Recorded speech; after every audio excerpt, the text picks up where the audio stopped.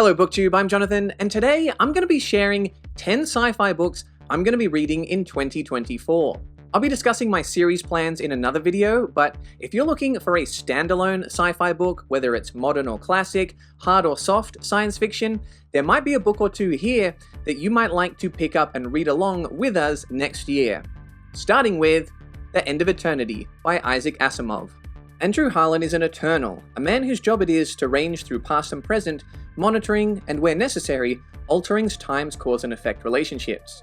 But when Harlan falls for a non-Eternal woman, he seeks to use the powers of the Eternals to twist time for his own purposes. So far, I have read 5 Asimov books, with Foundation and I, Robot being 2 of my favorites. I love the subgenre of time travel, and this is one of Asimov's most highly rated books, so I'm looking forward to trying this one out and potentially finding a new favorite Asimov book. I enjoy when science fiction is able to explore large worlds and ambitious concepts while also being able to tell a personal story.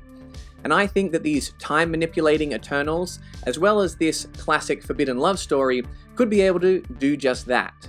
I know Asimov is known more for his ideas than his character work, but I'm still intrigued to see what he can do with this time travel narrative. Blood Music by Greg Bear. An amazing breakthrough in genetic engineering made by Virgil Ulam is considered too dangerous for further research. But rather than destroy his work, he injects himself with his creation and walks out of his lab, unaware of just how his actions will change the world. Greg Bear is an acclaimed author that I've been meaning to get to for a while. His most famous book, Eon, is also on my TBR, and that's part of the big dumb object subgenre of sci-fi. The blurb to me sounded a little reminiscent of Rendezvous with Rama by Arthur C. Clarke. But I decided to pick up Blood Music as my first Greg Bear book, because I was really intrigued by the premise. I've been looking forward to reading more biological science fiction, and anything that comes under the Frankenstein umbrella of scientific hubris and unintended consequences always piques my interest as well. Stories of Your Life and Others by Ted Chiang. What if men built a tower from Earth to heaven? What if we discovered the fundamentals of mathematics were arbitrary? What if an alien language forever changed our perception of time? These are the kinds of questions posed by The Stories of Your Life and Others. Ted Chiang has been on my radar ever since I watched Arrival, which is one of my all-time favorite sci-fi films. One of the short stories in this collection, titled Stories of Your Life, was used as the basis for the film. Normally I'm more drawn to novels than I am short story collections, but this book is highly regarded. I was talking to Jimmy from the Fantasy Network, and he didn't just say, "I think you'll like it," or "I'm pretty sure you'll like it." He said, "I guarantee." And he didn't just guarantee I'd like it or even love it. He said, "I guarantee it will change your life." So I look forward to reading and reviewing this book, A Changed Man. And just before we move on to the next book, I want to shout out a subscriber, HKT48Man, for actually sending me this copy of this book as a gift. I really appreciate it, and I love this cover. I think the gold on it looks absolutely great.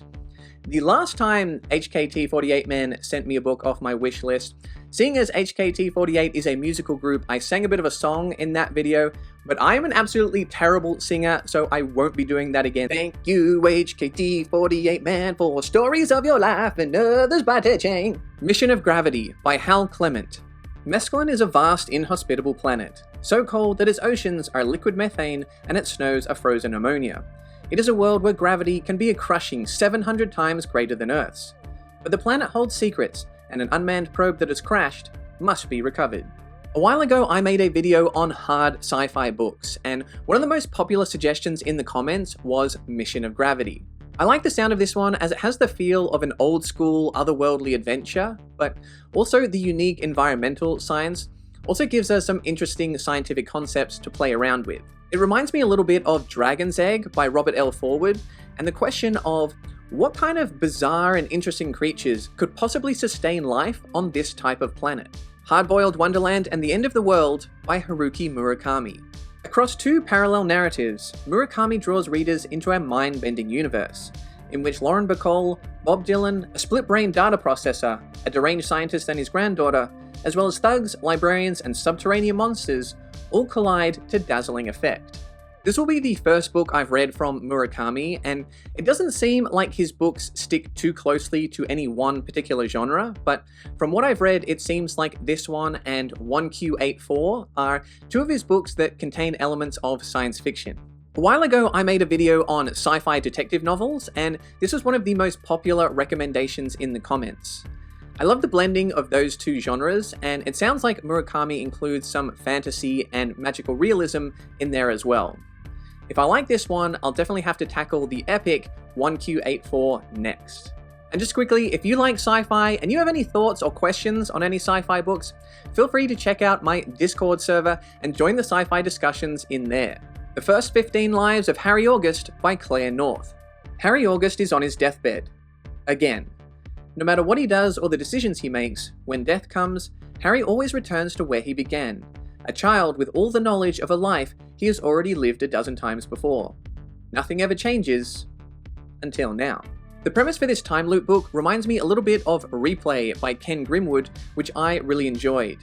It's going to be interesting to see the ways in which Claire North tackles how the time travel works, how it affects the characters, and what, if anything, can be done about this time loop.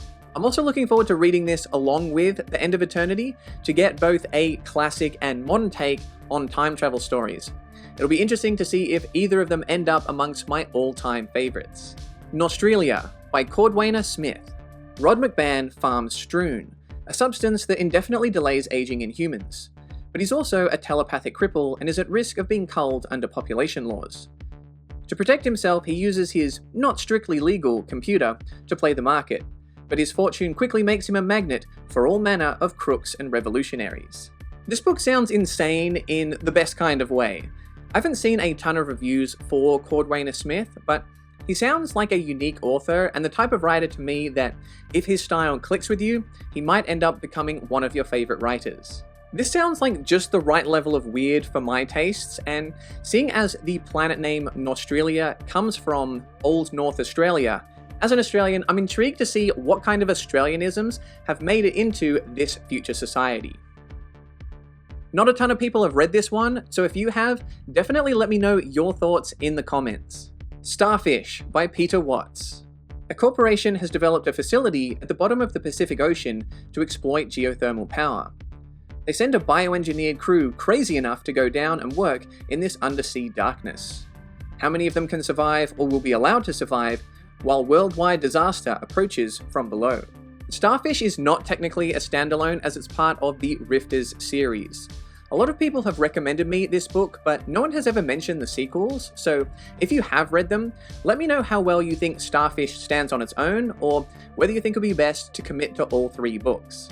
Either way, I definitely have to read more Peter Watts after having read Blind Sight. That was a book that was challenging, shocking, and thought-provoking. There have only ever been a handful of books where after I finish reading them, I just can't stop thinking about them for weeks afterwards, and Blind Sight was one of those books. Starfish sounds like it will lean into some of the same elements with some dark themes and creepy vibes, and I'm sure that Watts will also incorporate some of his background as a marine mammal biologist with some hard sci-fi in this ominous underwater setting. The Carpet Makers by Andreas Eschbach. Since the time of prehistory, carpet makers form carpets for the court of the emperor. They are so detailed that each carpet maker finishes only one single carpet in a lifetime. One day the empire of the god emperor vanishes and strangers arrive from the stars. What they discover is beyond all belief, more than anything they could have ever imagined.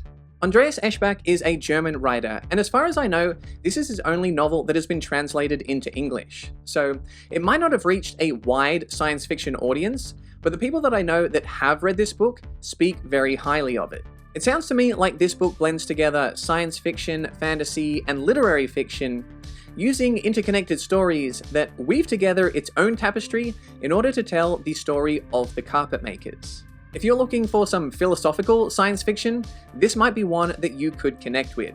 And just before we get to our last book, if you like this video, feel free to hit that subscribe button, and if you really enjoyed it, feel free to check out my Patreon memberships, where you can become one of my robots, androids, or cyborgs like Nima and the New Eden.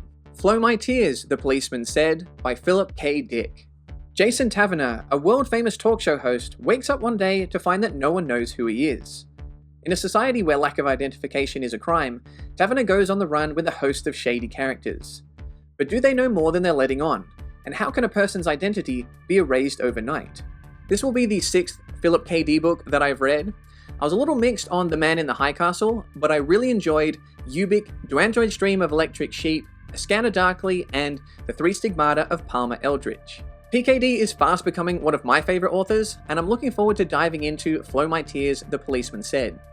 It sounds like it includes some classic PKD elements, including the examination of identity and reality.